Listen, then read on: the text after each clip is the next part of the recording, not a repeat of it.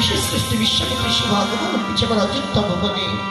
প্রণিপাত তোমার আতুল চরণে। মহারাজের সর্বাঙ্গীন কুশল।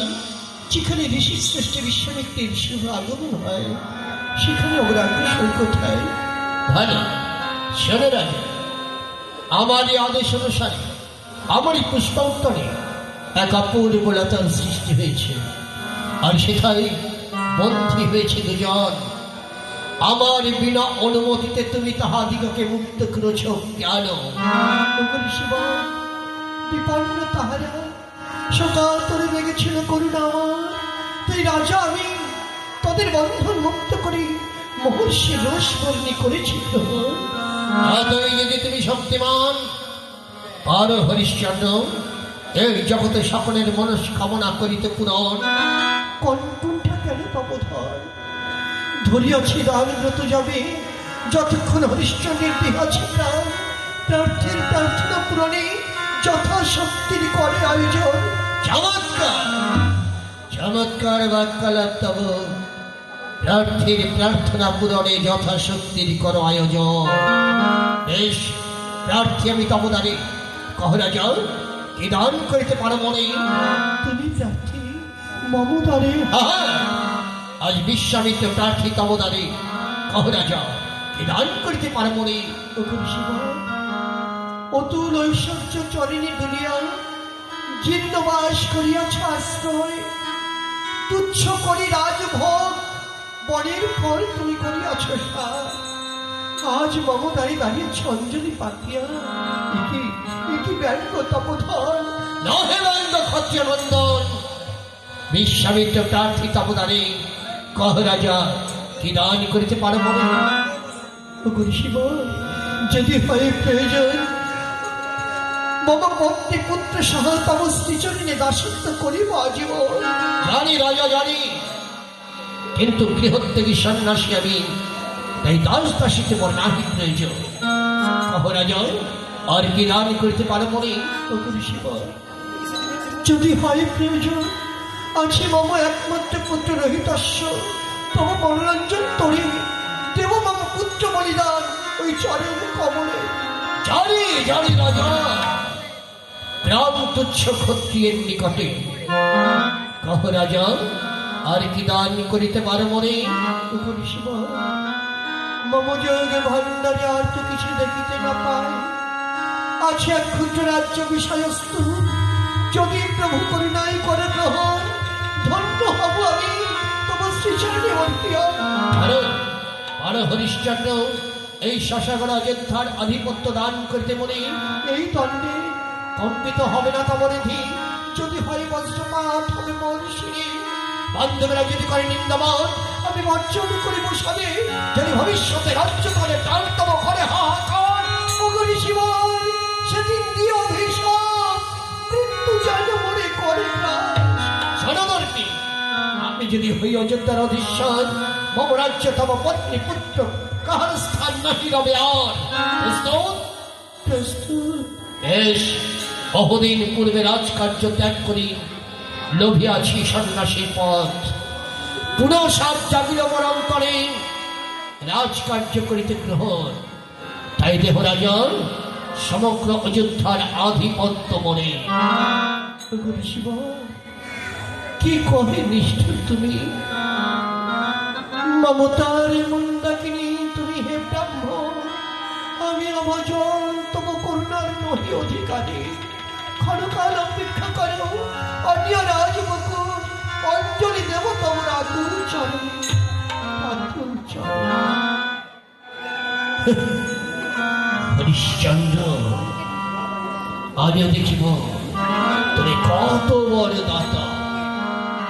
আমার একে একে সমস্ত পরীক্ষায় যদি তুমি হাসি মুখে উত্তীর্ণ হতে পারো, তাহলে এই পৃথিবীর বুকে স্বর্ণাক্ষরে সাক্ষী নেবে দানবীর রাজা হরিশ্চন্দ্র নামে। সাক্ষী থাকো, সাক্ষী থাকো চন্দ্র সূর্য, সাক্ষী থেকো আকাশের নক্ষত্রের নিকট, আর সাক্ষী থেকো তুমি ভুবনে বিধিত ঋষি। আজ হতে অযোধ্যার রাজা বিশ্বামিত্র ঋষি। লহ অঞ্জলি বল। একটি স্বপ্ন না জাগলো। রাজা রাজা নাকি রাজা আমি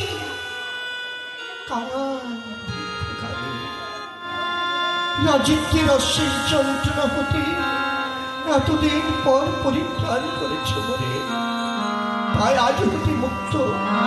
এই হরিশ্চন্দ্র আজ হতে ছিল মুক্ত। কাল প্রাতে খসবে জগৎ ভগবান বিশ্বামিত্র ঋষি। আর আজ আমি অযোধ্যার সিংহাসনে বেশ আমিও শেষ দেখতে চাই। সনাতনকে দান করলে তার দক্ষিণা দিতে হয়, তুমি জানো বোধ হয়? সত্যি তো দক্ষিণা ব্যতীত দান হয় অশুদ্ধ। ওগর শিবা বলুন কৃপা করি কি দক্ষিণা দিলে আমার এই তুচ্ছ দানের সার্থকতা হবে? সমগ্র যোদ্ধার আধিপত্য দান করে সমদে এর উপযুক্ত দক্ষিণা সহস্র স্বর্ণ মুদ্রা। এই মাত্র ক্ষণকাল অপেক্ষা করি। অগমন্ত্রীবর ভান্ডারী হতে সহস্র স্বর্ণ মুদ্রা করুন নারায়ণ। যথাদেশ মহারাজ। দাঁড়াও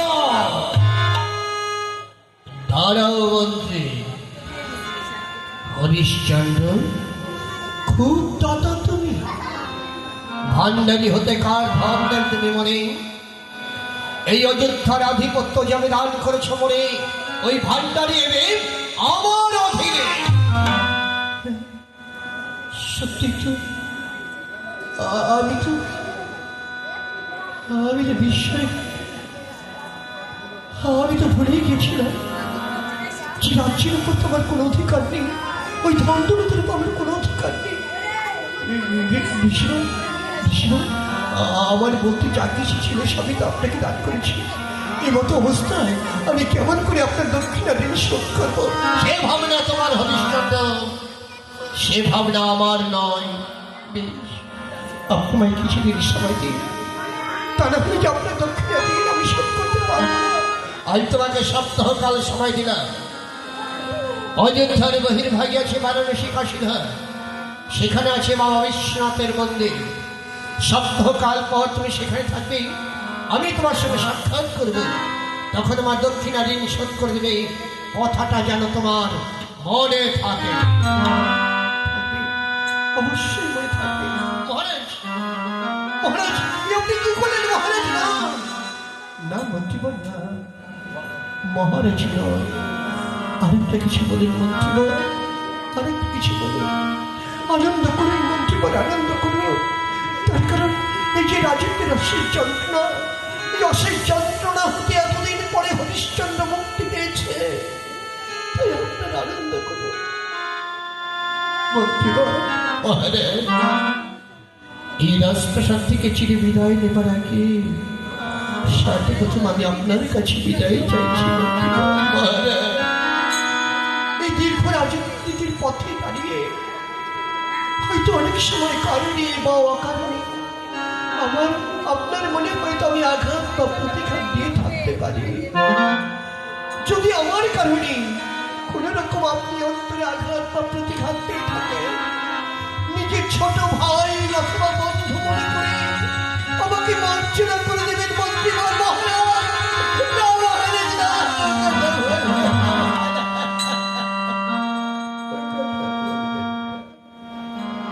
বিদায় বিদায় মন্ত্রীবর, বিদায় বিদায় আমার অযোধ্যা রাজপ্রাসাদ, বিদায় আমার অযোধ্যা রাজসভা, বিদায় অযোধ্যা রাজসভার পাত্র মিত্র সৈন্য সামন্তগণ। তোমাদের কাছ থেকে চিরে বিদায় নিয়ে চলে যাচ্ছে তোমাদের হরিশ্চন্দ্র। ভাই সব এতদিন যে সম্মান আমাকে দিয়েছ, আজ হতে সে সম্মান দেবে মহর্ষি বিশ্বামিত্রকে। বিদায় বিদায় বিদায়। চলে যাবে। মনে কত আশা ছিল আমার, এই হরিশ্চন্দ্রকে যেভাবে নিজে হাতে সিংহাসনে বসিয়েছিল ঠিক সেইভাবে তারই পুত্র রোহিতাশ্বরকে সিংহাসনে বসিয়ে মঞ্চিত্বের পথ হতে আমি অবসর দেব। কিন্তু হলো না, হরিশ্চন্দ্রের শেষ হাত পূর্ণ হল, এই মন্ত্রীর অঘোরের শেষ হাত পূর্ণ হলো না ঠাকুর, পূর্ণ হলো না।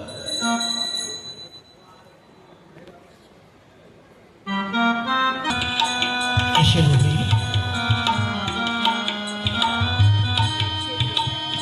এসে শেখবার।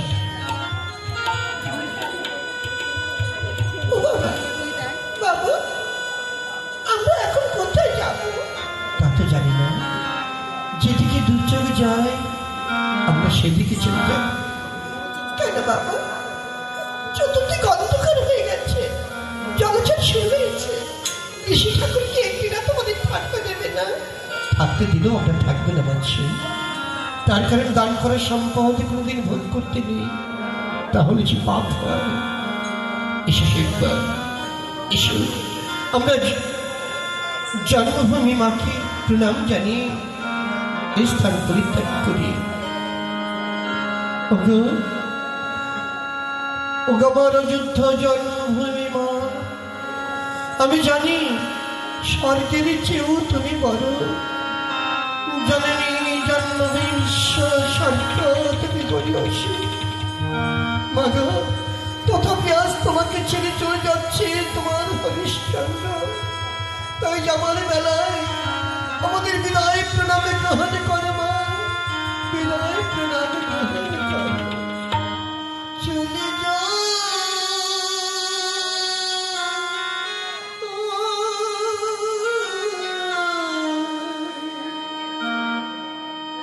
অযোধ্যারি বায়ুধর, যাই চলে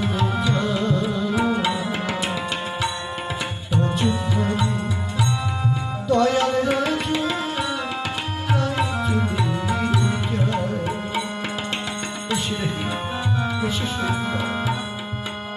বিদায় ভাই সাহেব।